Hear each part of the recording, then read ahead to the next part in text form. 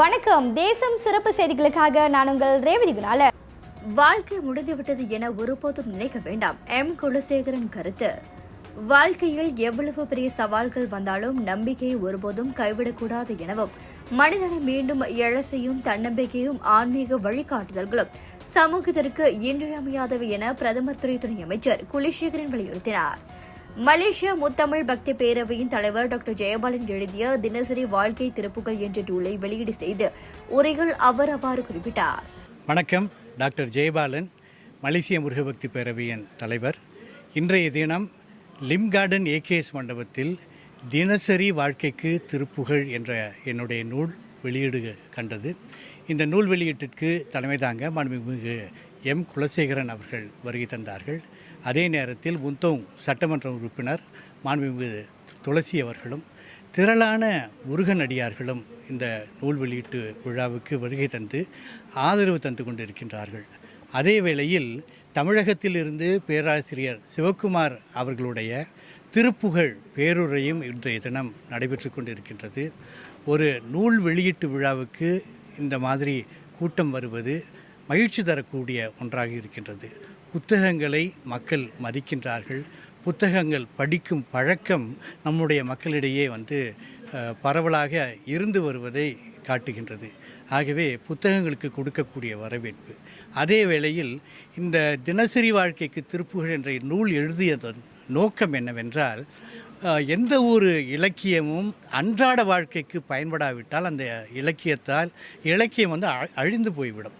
திருக்குறள் இன்றைய காலம் வரைக்கும் எப்படி மக்களுக்கு பயன்படுகின்றதோ, எப்படி மக்கள் அதை அன்றாட வாழ்க்கையில் பயன்படுத்துகின்றார்களோ, அதனால்தான் இன்றைய 2000 வருஷம் கழிச்சும் திருக்குறள் பயன்பாட்டில் இருக்கின்றது.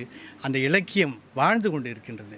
அந்த வகையில் திருப்புகழில் தினசரி வாழ்க்கைக்கு தேவையானது, ஒரு மனிதன் மன சஞ்சலமின்றி வாழ்வதற்கு, ஒரு குழந்தை அறிவுள்ள குழந்தையாக பிறப்பதற்கு, திருமணம் சீக்கிரம் நடப்பதற்கு, இப்படி நிறைய விஷயங்கள், வயோதிகத்தை நாம் எப்படி எதிர்கொள்வது, எப்படி மற்றவர்களுக்கு கொடுத்து வாழ்வது, இப்படி நல்ல நல்ல சிந்தனைகள் எல்லாம் அருணகிரிநாதர் திருப்புகழில் எழுதியுள்ளார். திருப்புகழ் ஒரு முருகபக்திக்கான நூல் மட்டும் அல்ல, அது தினசரி வாழ்க்கைக்கு பயன்படக்கூடியது என்பதை மக்களிடையே உணர்த்துவதற்காக இந்த நூல் எழுதப்பட்டது. இது முதல் தொகுதி, இன்னும் வர இருக்கின்றது. ஆகவே இந்த நூல் வெளியீட்டு விழா இன்றைய தினம் மிகச் சிறப்பாக, இது என்னுடைய 9வது நூல். இந்த நூல் வெளியீட்டு விழாவுக்கு வருகை தந்து ஆதரவு அளித்த அனைத்து தமிழ் நெஞ்சங்களுக்கும் என்னுடைய நன்றியை தெரிவித்துக் கொள்கின்றேன். நன்றி. பொந்துங் சட்டமன்ற உறுப்பினர் துளசி மனோகரன் இந்த நிகழ்ச்சியில் விருந்தினராக கலந்து கொண்டார். தமிழகத்திலிருந்து வருகை தந்த பேராசிரியர் சிவக்குமார் நூலை அறிமுகப்படுத்தி சிறப்புரையாற்றினார். இவ்விழாவில் தமிழ் ஆர்வலர்கள், முருக பக்தர்கள், மக்கள் திரளாக பங்கேற்று விழாவை சிறப்பித்தனர். அரசியல்வாதிகளுக்கு கூட தேர்தலில் வெற்றி பெறவும், வெற்றி பெற்ற மக்களுக்கு பிறகு நினைத்ததை சாதிக்க முடியும் என்ற மன அழுத்தம் இயல்பானதாக இருக்கும். ஆனால் எந்த சவாலும் நிரந்தரமில்லை. வாழ்க்கையில் நம்பிக்கை இழந்த எவ்வாறு மீண்டும் எழுந்து வெற்றி பெறுவார் என்பதை கூறி அனைவரும் நிகழ வைத்தார். எல்லா தொழில இருக்கு, ஆனா ஆக பெரிய ஸ்ட்ரெஸ் இருக்கிறது பொலிட்டிஷியன் தான். ஏன்னா எங்களுக்கு என்ன ஆக பெரிய ஸ்ட்ரெஸ், எலெக்ஷன்ல ஜெயிக்க முடியுமா இல்லையா, ஜெயிச்சா என்ன செய்ய முடியும், ஜெயிச்சிட்டு போது நம்ம செய்ய முடியுமா, இதான் ஒரு கேள்விக்குள். Not easy to answer. இதுதான் சேலஞ்சஸ். இந்த மாதிரி ஆனால் இந்த ஸ்ட்ரெஸ் நடந்துட்டு தான் இருக்கு எல்லாத்துக்கும், எனக்குன்னு இல்லை, எல்லா பொலிட்டிஷியன்ஸும். அந்த சூழ்நிலை அருண் ஒரு நண்பர் இருக்காரு. அருண் அவருக்கு நல்லா படிச்சிருக்காரு, நல்ல தொழில் இருக்காரு. ஆனா என்ன ஆகுதுன்னா, ஒரு நாள் அளவுக்கு மேல கடன் எடுத்து கடன் கட்ட முடியாத குடும்ப சூழ்நிலையில ரொம்ப கஷ்டப்பட்டுட்டு அவர் வேலை கூட போச்சு. வேலை கூட போயிட்டு போத அவருக்கு வேற வழியே இல்லை.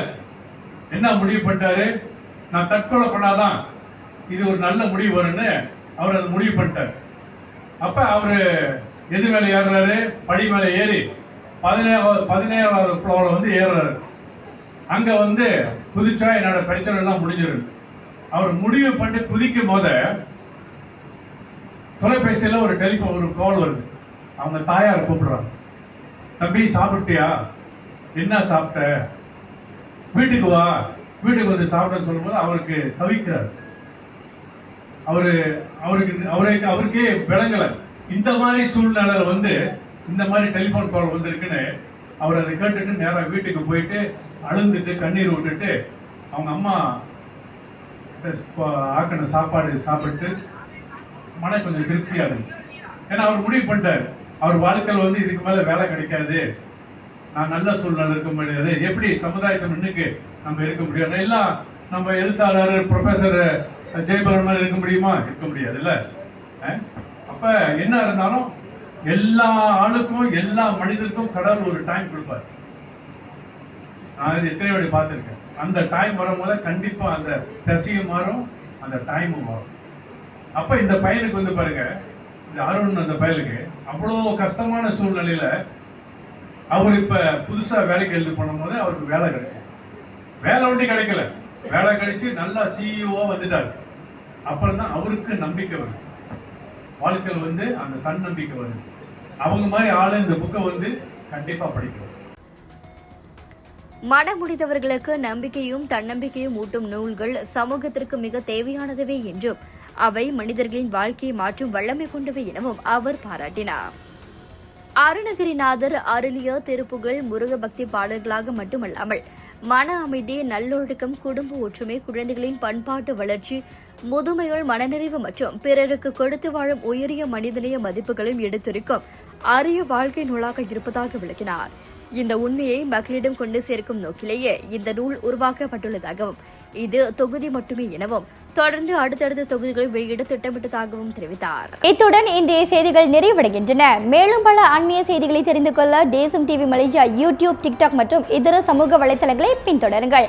உங்களிடமிருந்து விடைபெறுவது நான் உங்கள் ரேவதி குணாளன். மக்களோடு தேசம், தேசத்தோடு மக்கள். நன்றி, வணக்கம்.